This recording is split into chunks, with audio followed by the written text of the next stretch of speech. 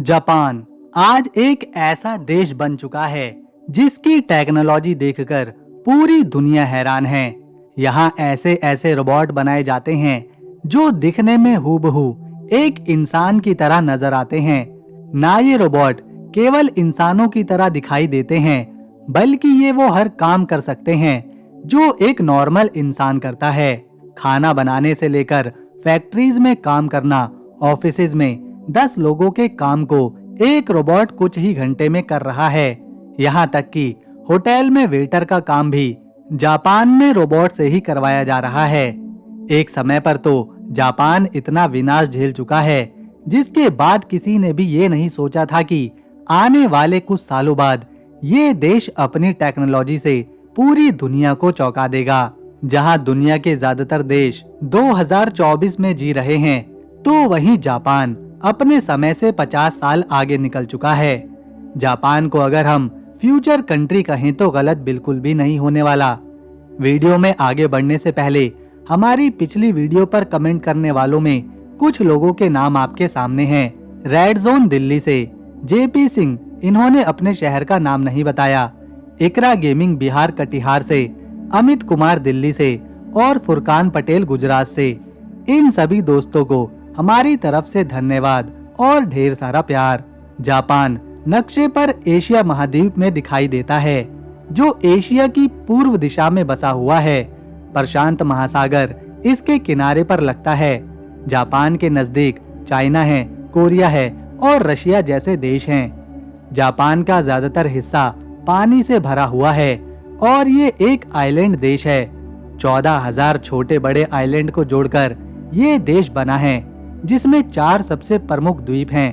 पहले नंबर पर होन्शु आता है, दूसरे नंबर पर होक्काइडो आता है, तीसरा बड़ा द्वीप है क्यूशो और चौथे नंबर पर शिकोकू द्वीप है। क्षेत्रफल के लिहाज से जापान दुनिया का 62वां बड़ा देश बनता है, जिसका क्षेत्रफल 3,77,973 स्क्वायर किलोमीटर में फैला हुआ है। यहाँ की राजधानी है टोक्यो शहर। जापान की आबादी 2024 में लगभग 12 करोड़ 37 लाख के आसपास पहुंच चुकी है। ये तो हुई जापान के बारे में एक सामान्य जानकारी। आइए अब देखते हैं जापान कैसे अपने रोबोट का इस्तेमाल करके 50 साल आगे भविष्य में निकल चुका है। ये है आपके सामने जापान की राजधानी टोक्यो में मौजूद एक रोबोट कैफे। इस कैफे में केवल 1 या 2 ही इंसान काम करते हैं, बाकी सारा काम यहाँ रोबोट से करवाया जाता है। जो भी कस्टमर इस कैफे में आता है, ये रोबोट पहले उससे बात करता है। ग्राहक के सवालों के हर जवाब को बहुत ही सोच समझकर देता है।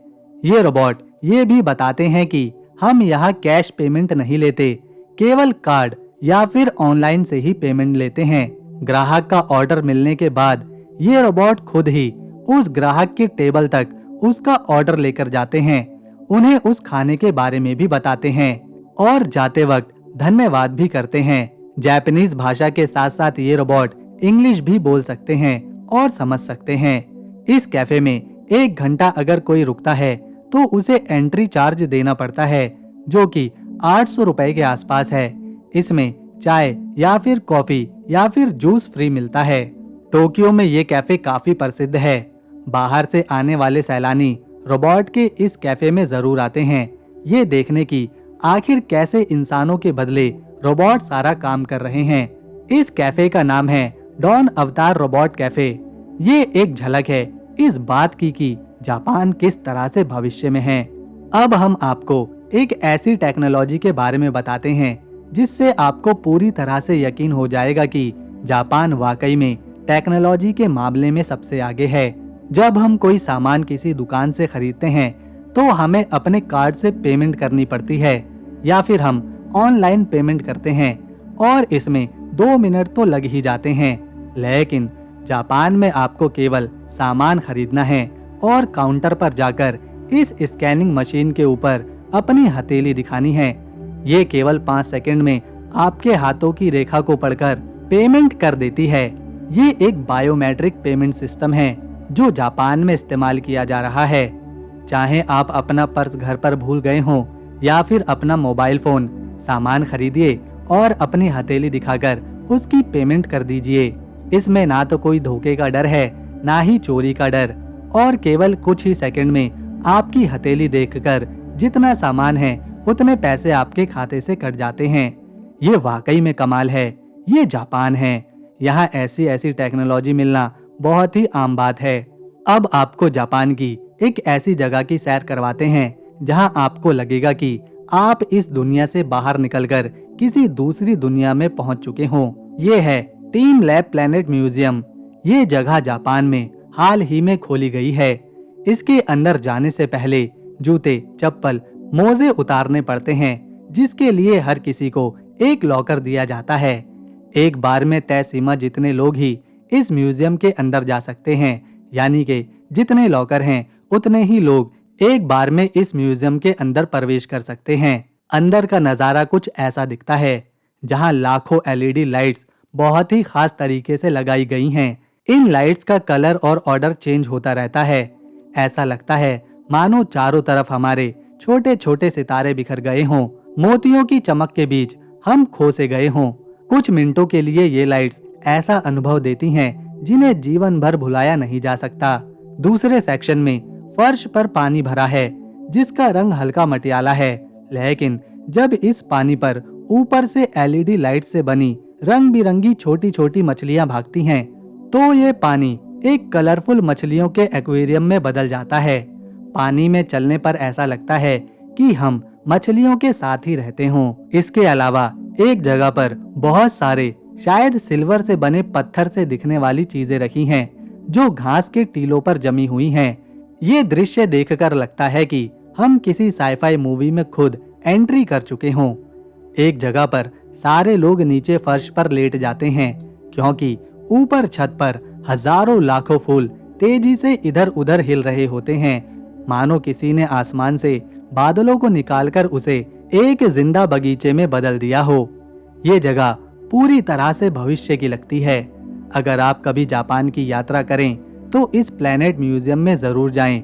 ये अनुभव हमेशा याद रहने वाला है। किसी देश की टेक्नोलॉजी कितनी बेहतर है, ये चीज वहाँ के यातायात वाहनों और सड़कों को देखकर बताई जा सकती है।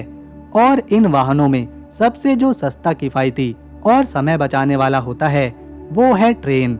जहाँ कुछ साल पहले ही 16 देश ही बुलेट ट्रेन अपने देश में चला पाए हैं, तो वहीं जापान ने 1964 में ही बुलेट ट्रेन बनाकर पूरी दुनिया को दिखा दिया था कि जापान टेक्नोलॉजी के मामले में कहां जाने वाला है।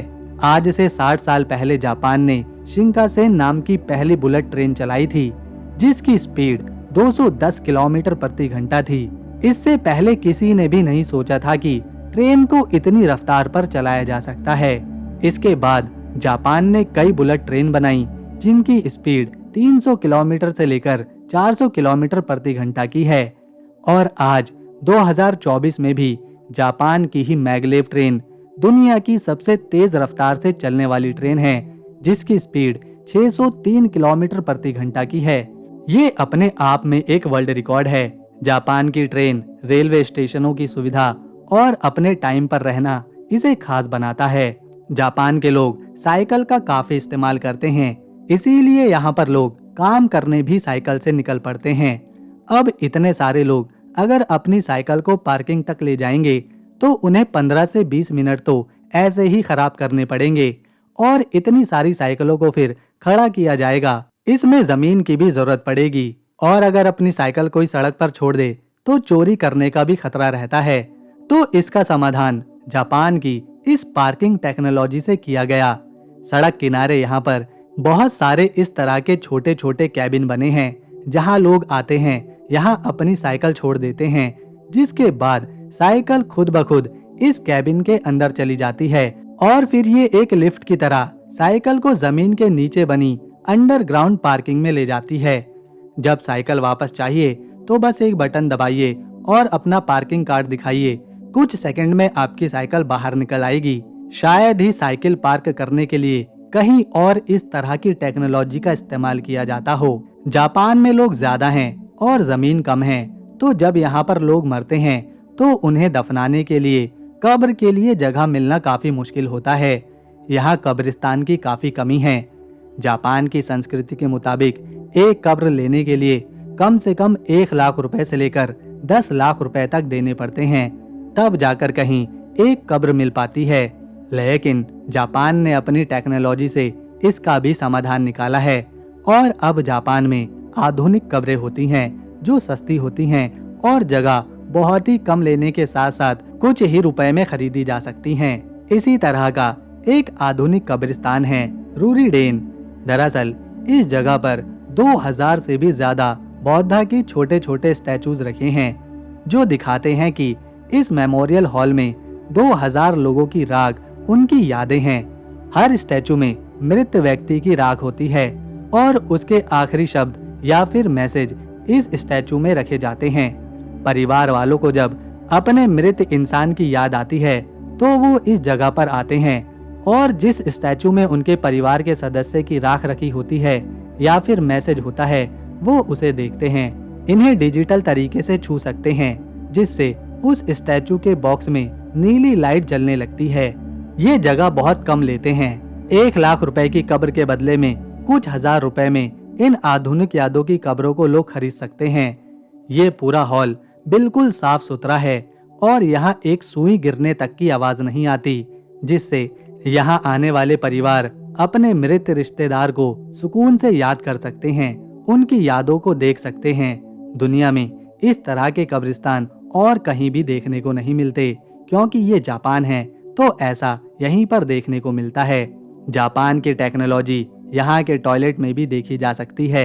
लोग अपने घरों में तो किसी भी तरह या डिजाइन के टॉयलेट बनवा सकते हैं, लेकिन जापान अपने देश के लोगों को पूरी तरह से टेक्नोलॉजी से जोड़ के रखता है। तभी तो यहाँ के टॉयलेट जो सड़कों पर बने हैं, जो पब्लिक के लिए हैं, जो आम लोग इस्तेमाल कर सकते हैं, उनमें भी खास टेक्नोलॉजी का इस्तेमाल किया गया है। ये टॉयलेट ऐसे शीशों की दीवार से बने हैं जो ट्रांसपेरेंट हैं। अब ट्रांसपेरेंट हैं तो लोग इसमें शौच कैसे करेंगे, क्योंकि सड़क से गुजर रहे लोगों को तो इसके अंदर का नजारा साफ साफ दिखाई देगा। तो इस टॉयलेट का सबसे बड़ा राज ही यही है कि जो इस टॉयलेट के बाहर है वो इसे बाहर सड़क से ही देख सकता है कि ये कितना ज्यादा साफ सुथरा और हाईटेक है, क्योंकि जापान में साफ सफाई हर जगह का पहला नियम है। जब व्यक्ति इस टॉयलेट के अंदर जाता है तो अंदर जाने के बाद जैसे ही वो दरवाजा बंद करके उसे लॉक करता है, ये ट्रांसपेरेंट शीशा पारदर्शी नहीं रहता, इस पर धुंध की एक परत चढ़ जाती है, जिससे बाहर से फिर कोई अंदर की चीज को नहीं देख सकता, परंतु अंदर बैठा शौच कर रहा इंसान सड़क पर चल रही गाड़ियों और लोगों को देख सकता है। एक साथ 3 टॉयलेट का सेट सड़क किनारे लगाया जाता है ताकि 3 लोग एक ही समय पर इसका इस्तेमाल कर सकें। इस टॉयलेट की टेक्नोलॉजी को 2 बातों को ध्यान में रखकर डिजाइन किया गया है।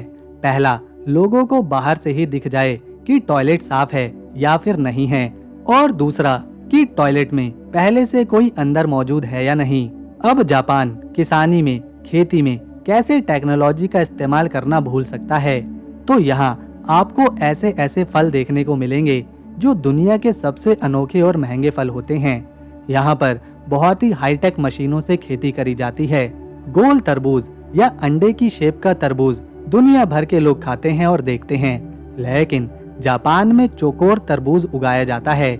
इसे उगाने के लिए किसी बड़ी तकनीक का इस्तेमाल नहीं किया जाता, बल्कि जब तरबूज की खेती करी जाती है और जब फूल से फल बनने की बारी आती है तो उसे एक चौकोर प्लास्टिक या फिर शीशे के चौकोर डिब्बे में बंद कर दिया जाता है।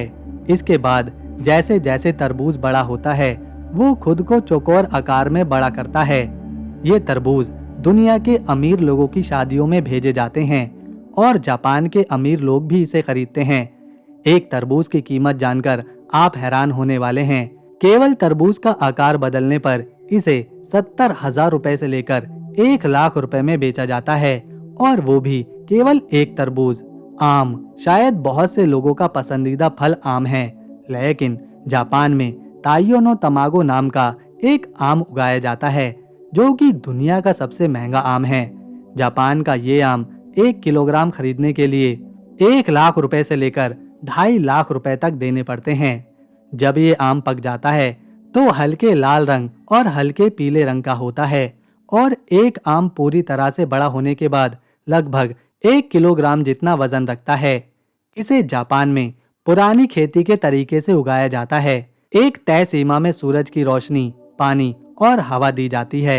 ये आम खाने में बहुत ही मीठा होता है। इसके अलावा आंखों में कमी और स्वास्थ्य के लिए भी ये आम काफी फायदेमंद होता है। ताइयो नो तमागो आम का मतलब जापान में सूर्य का अंडा होता है। जब किसी हाईवे को बनाया जाता है तो सबसे पहले इंजीनियर्स ये बात ध्यान में रखते हैं कि हाईवे के रास्ते में कोई रुकावट ना हो, उसके आसपास कोई घर या फिर बिल्डिंग ना हो। अगर ऐसा होता है तो बीच में आने वाली बिल्डिंग को गिराना पड़ता है। ऐसा ही एक एक्सप्रेसवे जापान में बनाने की जरूरत पड़ी, जिसका नाम शूतो एक्सप्रेसवे है। लेकिन जब इसे बनाने की शुरुआत हुई तो इसके रास्ते में एक विशालकाय बिल्डिंग खड़ी थी, जिसका नाम टीकेपी बिल्डिंग है। सरकार ने बिल्डिंग के मालिक को बिल्डिंग तोड़ने के लिए अच्छी खासी रकम देने की बात कही ताकि एक्सप्रेसवे पूरा किया जा सके। लेकिन टीकेपी बिल्डिंग का मालिक अपनी बिल्डिंग तोड़ने को राजी नहीं हुआ, जिसके बाद जापान की टेक्नोलॉजी इंजीनियरिंग की मदद से इस एक्सप्रेसवे को बिल्डिंग के बीचों बीच से निकाल दिया गया। नीचे बिल्डिंग है, बीच में से एक्सप्रेसवे गुजर रहा है और एक्सप्रेसवे के ऊपर वही बिल्डिंग खड़ी है। ये टेक्नोलॉजी इंजीनियरिंग के क्षेत्र में एक अद्भुत नमूना है और ऐसा सिर्फ जापान में ही देखने को मिलता है कि कोई सड़क किसी इमारत के बीच से गुजर रही हो और इमारत को जरा भी नुकसान नहीं उठाना पड़ा। इस एक्सप्रेसवे का ये हिस्सा इस तरह से बनाया गया है ताकि गाड़ियों की आवाज और रफ्तार से होने वाली कंपन बिल्डिंग की दीवारों तक ना पहुंचे और इससे बिल्डिंग सुरक्षित रहे। इसे आप टोक्यो में देख सकते हैं। जब हम किसी ऑनलाइन ऐप से खाना ऑर्डर करते हैं तो एक व्यक्ति हमारा ऑर्डर किया हुआ खाना बाइक से देने हमारे घर तक आता है। लेकिन जापान इसमें भी 50 साल आगे निकल चुका है। यहाँ पर खाना डिलीवरी करने के लिए किसी इंसान का नहीं बल्कि रोबोट का इस्तेमाल किया जाता है।